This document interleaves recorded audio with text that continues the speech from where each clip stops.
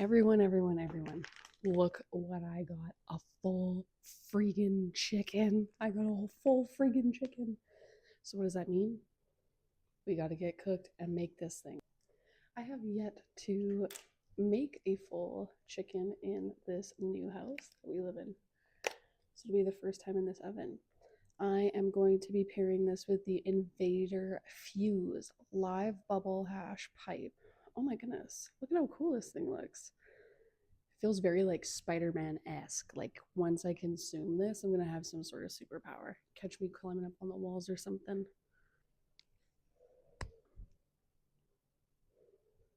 Smells very earthy and grassy. I'm not gonna lie, that felt very cracky. That felt like something I shouldn't be doing. Yeah, something about this feels a little bit criminal. But wow, it really does taste amazing. They did a really good job on the flavor with that.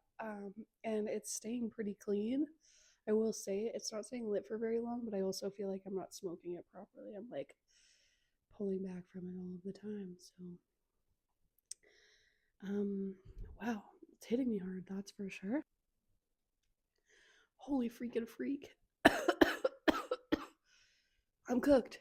I'm definitely cooked. Oh my gosh, am I ever cooked? The Invader Fuse it did a job, and it did the job good, the job it was supposed to. Now let's make the freak out of this chicken.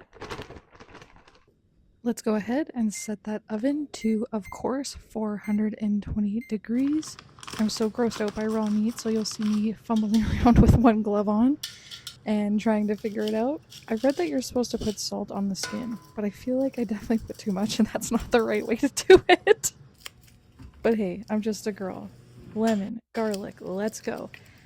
You might notice that I always use way too much garlic in my recipes, but there's actually no such thing as too much garlic. Then I grabbed the butter and cut it down the middle in that really weird way, added some rosemary, some onion powder. Again, I'm eyeballing everything because I'm living on the edge. Then I grabbed my Caribbean and roasted garlic spice from Cool Runnings. My sister grabbed me this spice from Blaze in Spruce Grove, Alberta, so I'm tossing some of that in as well, just to add a bit of a kick. Then we're going to go ahead and mash up all of that butter. Make sure to get it all over your hands in the counter, otherwise you're 100% doing this wrong. It should look nice and mashed up like this at the end. Then we're going to cut up our carrots. I got this weird scissor knifey choppity thing from my parents, and I love it.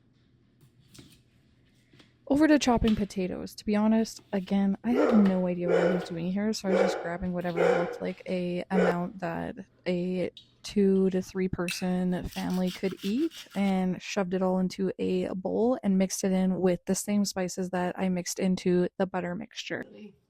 Now that our salted turkey can come back, we are going to add in the potatoes and carrot mixture and toss that chicken on top.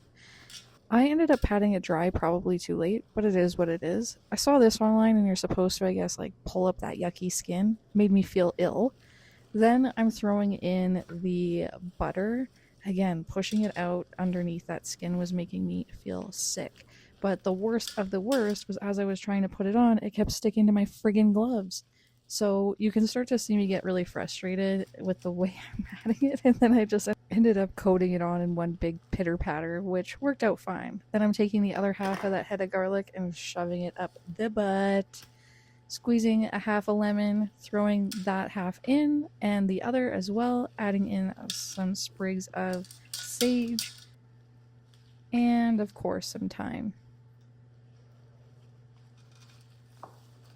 Next, we gotta add in some chicken broth to soften up those veggies, and off she goes into the oven.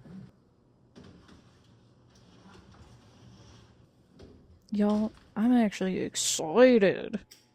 Before I can eat in peace, though, of course, I'm going to have to clean up this mess, so I'm going to try out this Invader product again.